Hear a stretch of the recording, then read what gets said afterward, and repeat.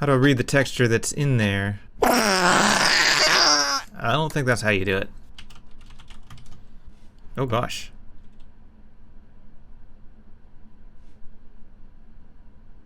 Well, it's very red. Seems like an aesthetic if you pick up a power-up or something like that. Red Moon Murder Mode activated. I want to do the disable that look. I think it's still going to be red, but it's not going to be as bright a red. Yes. Still very much red. Not quite as much red. Interesting. Okay, well, I mean, I just like copy-pasted that shader code. But if I do color equals C, then it works. We're not getting any lookup, but it's fine. So like the color's correct. C is correct. So it's like something with the lookup is broken, but I don't understand why, because I literally just copy-pasted the code from a thing that works.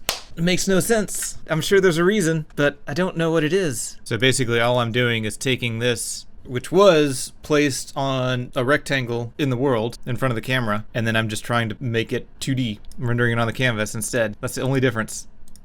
That and the gamma correction.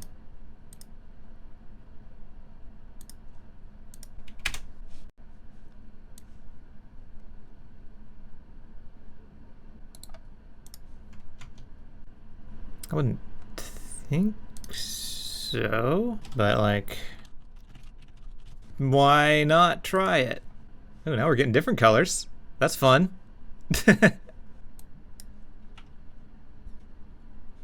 Wait, does this need to be gamma corrected? Why is it so much darker? Wait, then why did yours... now I'm more confused than I was before. I don't understand. Like, I can understand this being wrong, but then why did it work? Why does it work in one shader and not in another shader? Yeah, it's interesting because some of them, like the book page color is correct. So is it just something different with the way it's parsing the texture? And like you said, it's just rounding off differently? I'm trying to figure out why it would round off to red though. That seems like more than just a slight rounding error. So within this section, if we had no blue color, we could do a lookup table that's just 0 to 1 on X for red and 0 to 1 on Y for green. And that covers just those two colors. Now, since we've got 3 color channels, red, green, and blue, we need each value of blue. So there's 256 total values of blue here. So this is with blue of 0, this is with blue of 1, blue of 2, blue of 3, yada, yada, yada. So anyway, what I was doing, we're getting the UVX, which is going to be the color red, divided by 16, because we've got 16 of these across there. Instead of going from 0 to 1, we want to go to 0 to 1/16th. And then the Y, same thing. We're going from 0 to 1/16th. Now we've compressed our range from, you know, an entire 0 to 1 down to 1/16th. So now we've got just that corner there. And then we need to add the blue components. So we need to figure out basically which one of these squares to use based on the blue. So we round it down, we multiply blue by 255, and then we take the floor of that. So that's going to get us an integer value, a 0 all the way up to 255. And then our Y, we're going to divide it by 16, because there's 16 of these. So we need to figure out what row this is on. 255 divided by 16, that gets us the numerical row that it's on. So if it was row 3, for example, it'd be here. But then in order to get it in UV space, we need to divide by 16 again, because there's 16 grids or blocks, whatever you want to call them. So we do another division by 16. And then for the X UV, we take that rounded value. Does that need some rounding? Is it clamping the texture and extending these values out to the side, which I'm assuming that it's going to wrap, because I don't wrap this in a 0 to 1 range. I wonder if it implicitly doesn't wrap the texture. Repeat enable. That's it.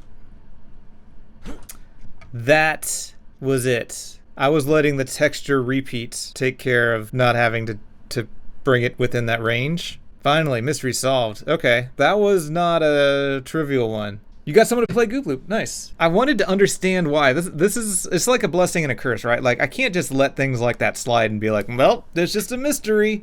I'll never know. But now I know that when you use a texture inside of a canvas item and you don't specify the repeat, the default behavior is different. If it's not repeating, then it's going to take the last value and it's just going to repeat it out forever. So basically, when I was looking up a value and I wasn't clamping it into this range because I was just letting the texture tiling take care of that, it was grabbing values off over here, and so they'd be all like weird and pink, with the exception of the random ones that ended up in here. But that was like a 1 in 256 chance of that happening.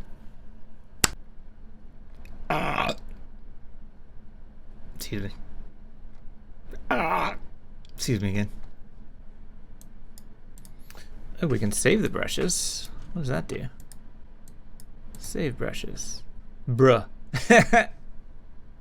Saves it as a bruh file. London1.bruh. Bruh. So the thing I want to do, see how we got these like banded lines on the book here that don't match up with the texels? Like, ideally what I want to do is make it look as though this is a texture and not have all these like banded lines. But we are doing smooth shading, which means the normals are per pixel going to change. So we got this kind of deal going on. If you're looking at this pixel, your normal is going to be close to the one on the left, and if you're looking at this pixel, it's going to be close to the one on the right. But ideally what I want to do is get what the normal would be at the center of the texel and apply that normal to every single pixel, so this whole texel ends up being one solid color. So when a graphics card computes things, it does them in clusters of 4. So it does 4 pixels, and as a result of that, you can get the change between the pixels. So it's like dfdx and dfdy, which is like the derivative. It's basically just the change. So we can figure out from one pixel to the next how much we're changing in UV, and then we can figure out like how far we would need to go in order to get to the center of a texel. And so we take whatever that value is, and then we also do the dfdx of the normal, and we figure out the rate at which the normal is changing. We're going to scale it up, and we're going to round it, and then we're going to divide it again. And just for kicks, I'm going to set albedo to snap. I see you trying to troll me. Trolling me. Alright, I just want to be able to look at this. It is subtle, but you can see that the UVs are snapped there. You need to go through the screen derivatives. Copy this before it gets lost in the chat. Yeah, the thing I'm trying to think of is, well, I guess we'll see if this math pans out, since you've already done it for me. Ooh, that definitely did something.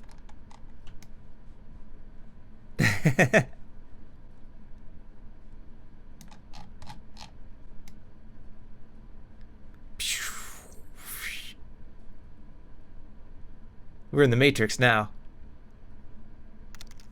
Let's see what it looks like running around in there. Read a book. Not quite the effect I was going for, but it's interesting. I'm not sure what to do because we got a vector 2 and a vector 3. I'm not sure how to multiply them together. I'm just gonna take one of the components and repeat it. I don't think that's anywhere close to correct, but I just want to see. That ended up having the same effect that we had with Bot's suggestion. Interesting. Almost an identical effect. I mean, it looks kind of cool, but it's not quite exactly what I'm trying to accomplish here. It's like we could do like the length of that. It's probably not right either, but you know, just taking some stabs in the dark. Yeah, it doesn't work. I mean, this is probably the closest I've gotten. It's like each pixel is its own little page. Alright, I should probably stop. I was hoping I could just try something real quick, but if I keep doing this, it's going to be the whole stream, and I'm not going to get any other work done. So they calculated the UVs, and then inverted the fragment to matrix. So I'm going to try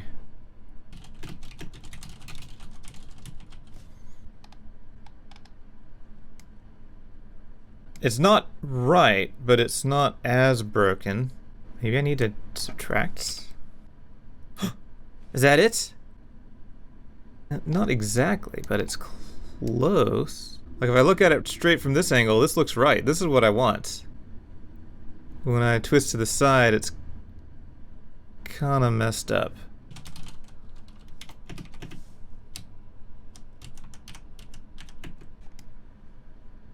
Beautiful.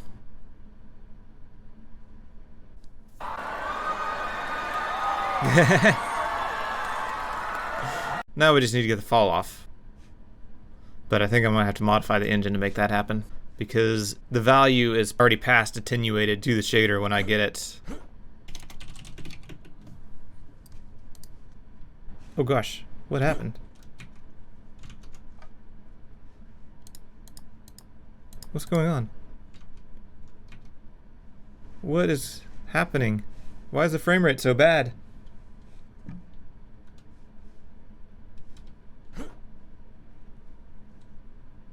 Wait, what? The heck? What was that all about, Godot? Hello? I'm guessing it spawned the character in the ground and then that caused the physics to freak out. Let's see if it...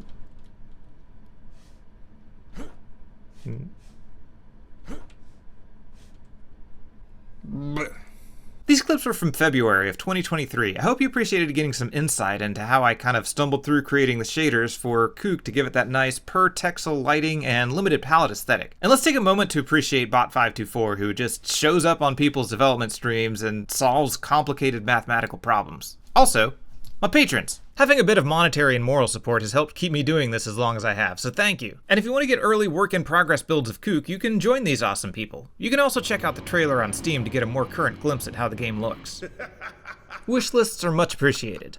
But yeah, that's gonna be it for me tonight. I appreciate everybody hanging out while I do this game dev thing. And until next time, I will see you later.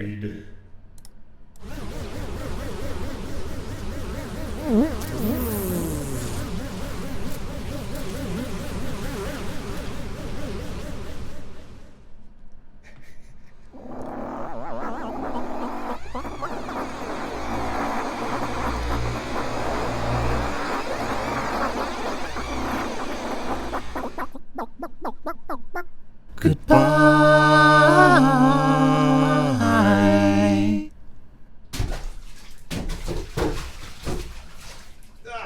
My socks are wet. Oh gosh, there's so many.